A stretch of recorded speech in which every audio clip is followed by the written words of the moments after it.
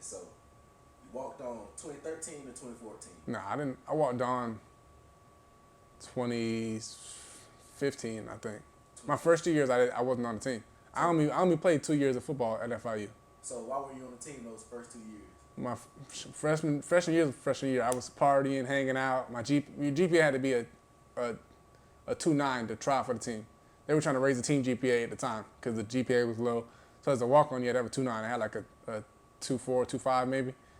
And I couldn't try out my first year. My second year, I tried out, and funny, I trained with a guy from Jacksonville because just as a training partner, we worked out together, and he was decent, but it really wasn't a comparison to what, me and him, honestly. And he made the team, I didn't. And that hurt bad. But it helped drive me for that next year. And everything happens for a reason. I wasn't mad about it. I wasn't mad at him. It happens, and you could choose to either stop here or keep going. So were y'all in the same position that he made the team? Or? It's crazy because I was deciding between receiver and DB that year. That's my sophomore year. And I went as a DB, he went as a receiver. The team needed receivers, and I didn't know that at the time. They were looking to bring in receivers as scout team guys, and if I would have known, I probably would have done that. But like I said, everything happens for a reason. I was meant to be a DB.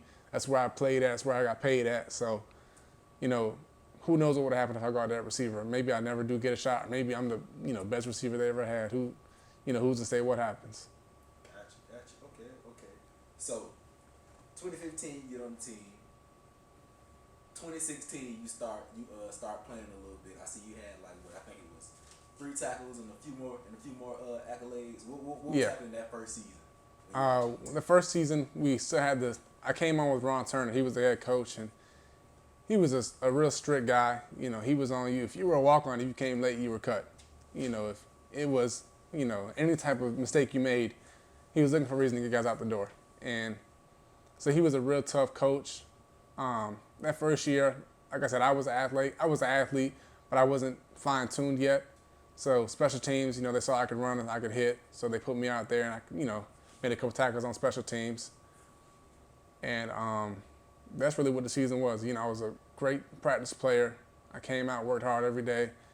You got meetings for games, and I'm not playing in the games or playing against the teams, but shit, I'm in every meeting watching film, learning, trying to get better. Even though I'm not playing, just keep learning and seeing what I can do to get on the field. Gotcha. Okay, so the next year, you explode.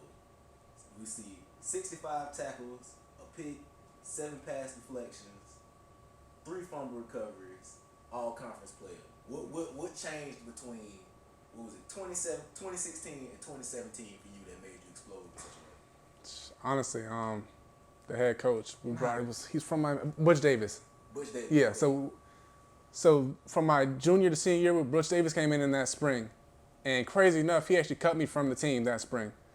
That was another long story, but he put me back on the team the day of spring practice, the first day of spring practice. And honestly, Butch Davis was the kind of guy, he didn't care what you were. He was new to the team, so he didn't have a favorite. So he's looking to see who could play. The first day of spring, like I said, he cut me and he brought me back the first day of spring. I was the 5th string corner because I just got back on the team. And the third day of practice, I was starting at safety.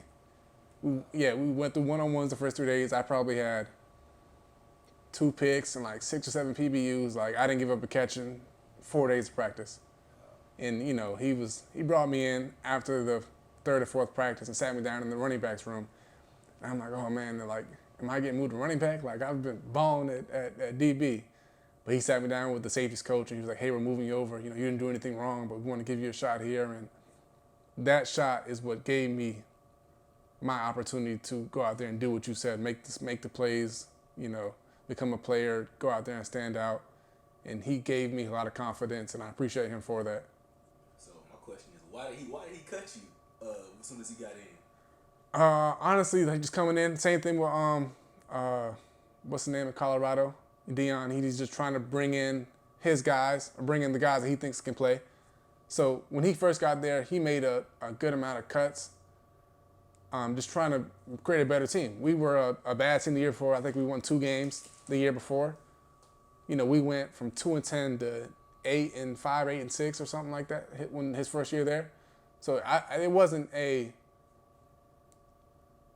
I understand where he was coming from.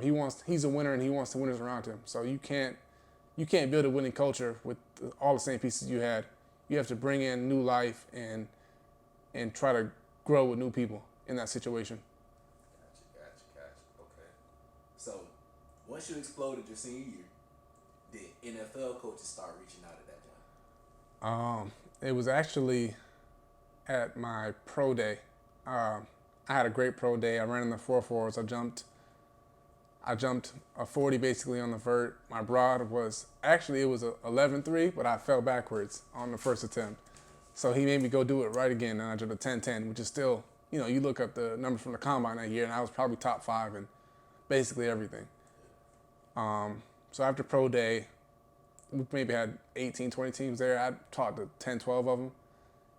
I did a workout for the Jags, for the Dolphins. I talked to the Raiders. San Fran called me the day before the draft, asking about flights to rookie minicamp and can you come to California? I was like, yeah, I could be there. Just, let me know when and where and I'll be there. But all that kind of stuff, like I said, it's a business. So people can call you and say, hey, we're going to draft you in the first round. The draft comes around and you don't get drafted. Now it's the 5th round and another team's calling you, hey, we're going to draft you here. They may not draft you. Now it's after the draft, you don't get a phone call. So you never really know until it happens in football, which is the scary part of it. Yeah, man. You were killing it at your pro day, man. We looked you up. So you had like a 39-inch vert and 15 bench reps as a DB. It was probably 16. He might have took one away. Yeah. It was probably 16. Yeah, man. You was on it, man. You was on a mission for real. Mm-hmm. A lot of DBs don't put up 15 on the bench, man. They might do 10, 8, but... And it's funny. I was talking to the Raiders scout. My last name's Canady, so I went first in all the drills. And Alex Gardner from Jacksonville, he was actually right behind me, so that was funny. I did my vert, and everybody was oohing and ahhing. Oh, what kind of shoes you got on, son? How you do all that? So we go to the bench, I'm down there by myself. It's just me and him down there. And, I was waiting, warming up, stretching. And he's like, what you waiting on? I was like, I'm, waiting for the guys. You want guys around you hyping you up like you see on TV. He was like, man, I don't care what you do. If you get more than 5 reps, you're good to go. I was like, shit, that's the case. Let me pump these out. 12, 13, 14, 15. And I did the 15 and I felt good doing that. I really wanted to get closer to 20.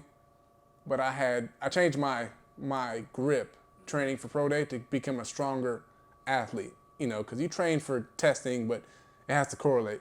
So I changed my grip from a certain way during training. So it kind of limited my growth in that, but it made me stronger as an athlete.